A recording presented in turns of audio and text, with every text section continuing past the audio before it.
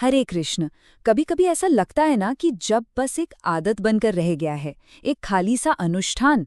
तो आइए आज हम इस बात पर गौर करते हैं कि कैसे इस साधारण दोहराव को हमारे शाश्वत ज्ञान का उपयोग करके एक बहुत ही गहरे आध्यात्मिक अनुभव में बदला जा सकता है। ठीक है, तो देखिए हम इसे कैसे समझेंगे।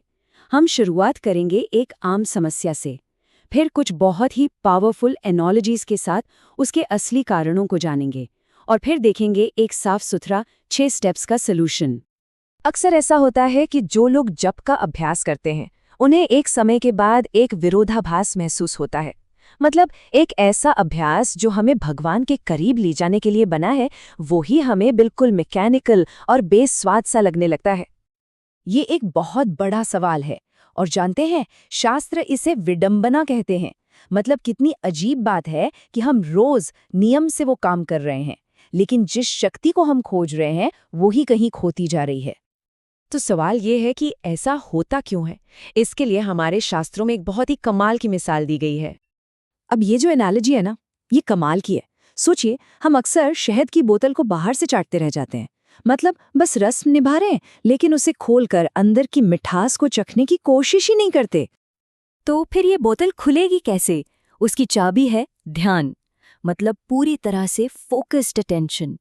देखिए, कोई भी रिश्ता हो, चाहे किसी इंसान से हो या फिर भगवान कृष्ण से, बिना ध्यान के वो गहरा हो ही नहीं सकता, है ना? अच्छा, एक छोटा सा टेस्ट है जिससे पता चल जाता है कि हमारा असली कनेक्शन कहाँ है।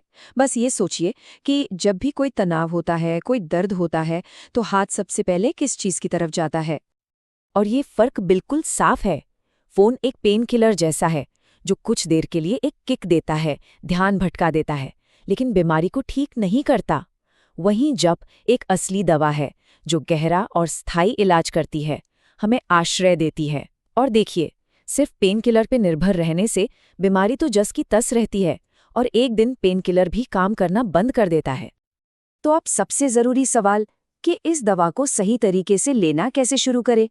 इसके लिए सनातन गोस्वामी ने 6 बहुत ही जरूरी नियम बताए हैं। ये जो श्लोक है, यही वो रास्ता है जो हमें जप के अंदर छिपे हुए असली खजाने तक ले जाता है, जिसे महान संपत्ति कहा गया है। तो आइए एक एक करके इन नियमों को समझते हैं। ये सारे कदम असल में एक ही चीज को पाने के लिए हैं, और वो है ध्यान। पहले 3 नियम हमारी अपनी अंदर की दुनिया को संभालने के बारे में हैं। पहला, मन को वापस खींचना। ये बिल्कुल वैसा ही है जैसे एक माँ अपने खेलते हुए बच्चे पर प्यार से नजर रखती है, और जब वो भटकता है तो उसे वापस ले आती है। दूसरा, मानसिक स्वच्छता।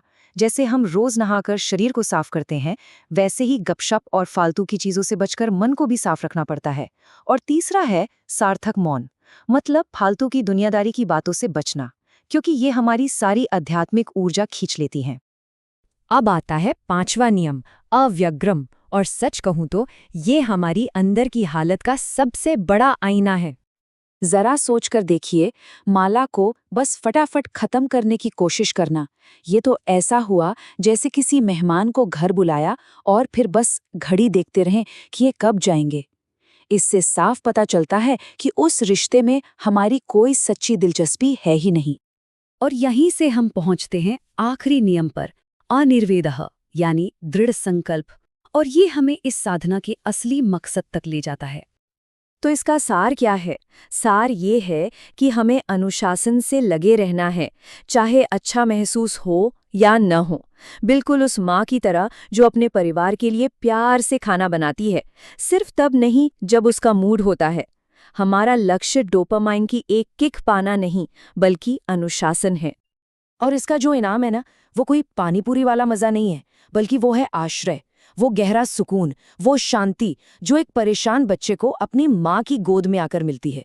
दुनिया के सारे शोर शराबे के बीच एक सुरक्षित पनाहगाह का एहसास। तो अंत में ये नियम हमें अपने इरादे पर सोचने के लिए मजबूर करते हैं। ये जो जॉब हम कर रहे हैं, वो किस लिए है? क्या वो सिर्फ एक मोमेंटरी किक के लिए है, एक इलाज के लिए है, या फिर एक गहरे, सच्चे और जीवन देने वाले संबंध के लिए है? हरे कृष्णा।